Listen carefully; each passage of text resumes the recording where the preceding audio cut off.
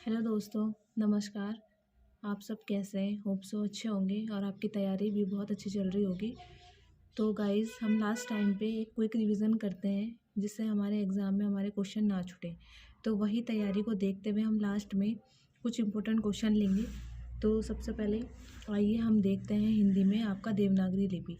पर गाइस, एक रिक्वेस्ट है, आप इस चैनल पर आए हैं तो लाइक शेयर एंड सब्सक्राइब जरूर करें। चलो ठीक है, देखते हैं हम देवनागरी लिपि। सबसे पहले देवनागरी लिपि में जो एक शब्द आया है लिपि, ये लिपि क्या है, मतलब इसका यूज़ कैसे हुआ है। तो सबसे पहले हम देखते हैं लिपि। लिपि का यूज़ मौखिक ध्वनियों को लिखित रूप में व्यक्त करने हेतु जिन चिन्हों का प्रयोग किया जाता है उन्हें ही हम लिपि कहते हैं।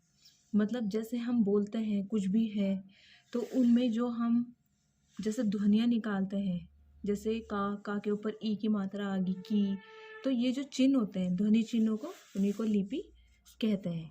अब हम सबसे पहले लिपि के विकास क्रम आपको बताएंगे।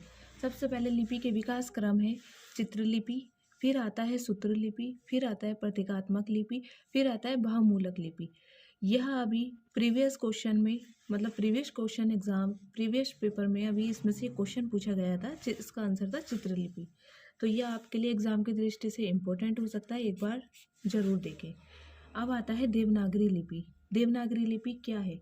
देवनागरी लिपि भारत की राजभाषा हिंदी है तथा हिंदी भाषा की वर्णमाला को जिस लिपि में लिखा जाता है उसे देवनागरी लिपि या नागरी लिपि कहते हैं।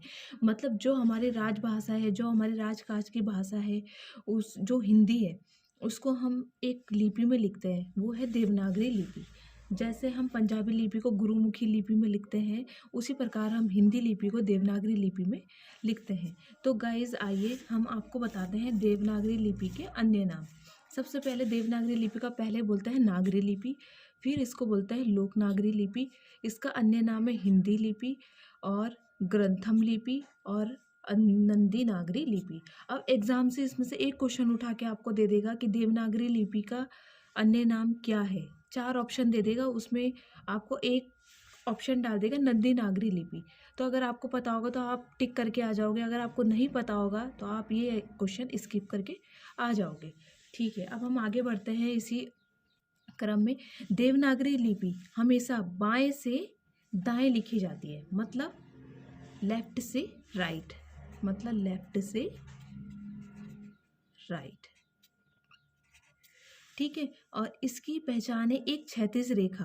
क्षैतिज रेखा किसे कहते हैं? उसको कहते हैं सिरोलेखा। सिरोलेखा मतलब जैसे हमने कुछ वर्ड लिखा, हमने जैसे का लिखा, का के ऊपर हमने ये डंडा लगाया, हमारी भाषा में तो डंडा बोलते हैं, तो जो ये डंडा लगाया इसी को हम सिरोलेखा कहते हैं, जो अक्षर के ऊपर लगाई जाती है। जो देख रहे होंगे आप, सभी अक्षर के ऊपर हम लगा रहे हैं। ठीक है गाइस। दूसरा है देवनागरी लिपि का विकास क्रम।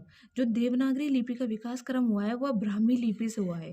ब्राह्मी लिपि में भी आता है उत्तर ब्राह्मी लिपि। इसमें दो आते हैं, एक दक्षिणी ब्राह्मी लिपि और एक आता है उत्तरी ब्राह्मी लिपि। तो इसका विकास हुआ है उत्तरी ब्राह्मी लिपि से। ठीक है गाइस, तो आपको अच्छे से समझ आ रहा होगा। जहाँ ना आए वहाँ आप कमेंट करके हमसे पूछ सकते हैं। सबसे पहले आता है ब्राह्मी लिपि। ठीक है, आर्यों के द्वारा तथा मौर्य काल में अशोक के शिलालेख की लिपि ब्राह्मी ही थी। जो अशोक का शिलालेख हमें प्राप्त हुआ था उसकी जो लिपि थी वो ब्राह्मी ही लिपि थी। ये एग्जाम में क्वेश्चन पूछा जाता है कि अशोक की लिपि क्या थी, ब्राह्मी लिपि थी। ठीक है, ये आपसे एग्जाम में क्वेश्चन बनता है। और ब्राह्मी लिपि को सर्वप्रथम किसने पढ़ा? ये पढ़ा है जेम्स प्रिंसेस ने 1835 में। ये याद रखेंगे, ये एग्जाम में आपसे पूछ सकता है, ये बहुत इंपॉर्टेंट क्वेश्चन हो सकता है। ठीक है, नोट, भारत की सभी लिपियों का विकास ब्राह्मी लिपि से ही माना जाता है। चलो ये तो इतना इम्पोर्टेंट नहीं है, बट एक बार आप पढ़ लेना। ठीक है गाइस, हिंदी भाषा की देवनागरी लिपि अक्षरात्मक लिपि है, मतलब इसको हम लिख सकते हैं। ऑब्वियसली ये हम लिख रहे हैं, जो ये देवनागरी लिपि ही तो है, ये अक्षर है, ये है ल है, पा है, ये अ है, ये अक्षरात्मक लिपि है। ठीक है गाइस, और जो एग्जाम में क्वेश्चन बनता है आपका, ये बहुत इंपॉर्टेंट क्वेश्चन बनता है, इसको आप जरूर देखें, हो सकता है तो नोट कर ले। देवनागरी लिपि का विकास क्रम। अब हम देवनागरी लिपि का विकास क्रम देखेंगे। सबसे पहले आता है ब्राह्मी लिपि, उसके बाद आता है गुप्त लिपि, फिर आता है सिद्धमातृका लिपि, फिर आता है कुटिला लिपि, प्राचीन नागरी लिपि, लास्ट में आता है देवनागरी लिपि। तो एग्जाम में क्वेश्चन बनता है देवनागरी लिपि की आदि जननी कौन है? वो है ब्राह्मी लिपि। भारत की सबसे प्राचीन लिपि है ब्राह्मी लिपि। ठीक है, इसमें वैदिक आर्यों ने सबसे प्रथम प्रयोग किया ब्राह्मी लिपि का। और देवनागरी लिपि का उद्भव या विकास क्रम माना जाता है देवनागरी लिपि। ठीक है, सॉरी, ब्राह्मी लिपि आता है देवनागरी लिपि की आदि जननी, भारत की सबसे प्राचीन लिपि, सर्वप्रथम प्रयोग वैदिक आर्यों ने, और देवनागरी लिपि का उद्भव विकास क्रम। गाइस, ये बहुत अच्छी सीरीज़ है, एक बार आप जरूर देखें। अगर आपको ना समझ आए तो कोई नहीं, स्किप आप कर सकते हो, बट ये बहुत अच्छी सीरीज़ है। देवनागरी लिपि, हिंदी को देवनागरी लिपि में ही लिखा जाता है। ये हमने पहले बता दिया है कि हमारी हिंदी को देवनागरी लिपि में ही लिखा जाता है। और ये बाएं से दाएं लिखी जाती है, यानी लेफ्ट से राइट। ठीक है गाइस, राइट से लेफ्ट तो नहीं लिखते हो ना आप? लेफ्ट से राइट लिखते हो, राइट से लेफ्ट तो नहीं लिखते हो ना? ठीक है। आर्टिकल 343 के तहत 14 सितंबर 1949 को हिंदी को राजभाषा व देवनागरी को भारतीय संघ की लिपि का दर्जा दिया गया। आपको पता है आर्टिकल 343 से 351 तक हमारा हिंदी की राजभाषा है, यह आप सभी जानते होंगे, होप सो। देवनागरी लिपि का प्रमाण, ये एग्जाम में क्वेश्चन बना था, किसमें आपका? ये बना था आपका सचिवालय रक्षक में। ठीक है, देवनागरी लिपि का प्रमाण, गुजरात के शासक जय भट्ट के एक शिलालेख 700 से 800 ईस्वी में हुआ था। और संबंध, जो जय भट्ट का संबंध था वो था गुजरात के नागर ब्राह्मण से माना जाता है। ठीक है गाइस, इतना आपको समझ आ चुका होगा। और एक चीज़ और, इसमें एक चीज़ और निकल के आती है कि 8वीं शताब्दी में चित्रकूट व 9वीं में बड़ौदा के ध्रुवराज भी अपने राज्य देशों में इस लिपि का उपयोग किया है। मतलब इन्होंने भी देवनागरी लिपि को अपने राज्य में प्रयोग में लाया है। भारत की राष्ट्रीय लिपि या राज्य लिपि देवनागरी लिपि है।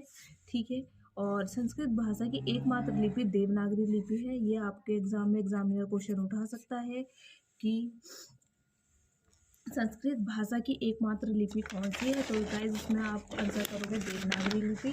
चलिए आज का हम लास्ट क्वेश्चन लेते हैं। देवनागरी लिपि में लिखी जाने वाली भाषाएं कौन सी है? संस्कृत, पाली, हिंदी, मराठी, कोंकणी, सिंधी, कश्मीरी, डोंगरी, खश, नेपाल, गढ़वाली, कुमाऊनी, बोडो, अंगिका, मगही, भोजपुरी, संथाली इत्यादि। ठीक है गाइस, इसमें से आपको एग्जामिनर एक क्वेश्चन उठा देगा कि इनमें से कौन देवनागरी लिपि में नहीं लिखी जाती है। 3 ऑप्शन दे देगा आपको, संथाली, मगही, भोजपुरी, एक आपको उर्दू दे देगा। तो आप वहाँ घबराना नहीं, अगर आप पढ़ के जाओगे तो होप सो आपके ये देवनागरी लिपि से एक भी क्वेश्चन नहीं छूटेगा। धन्यवाद। प्लीज़ चैनल को लाइक, शेयर एंड सब्सक्राइब जरूर करें अगर आपको पसंद आया है तो।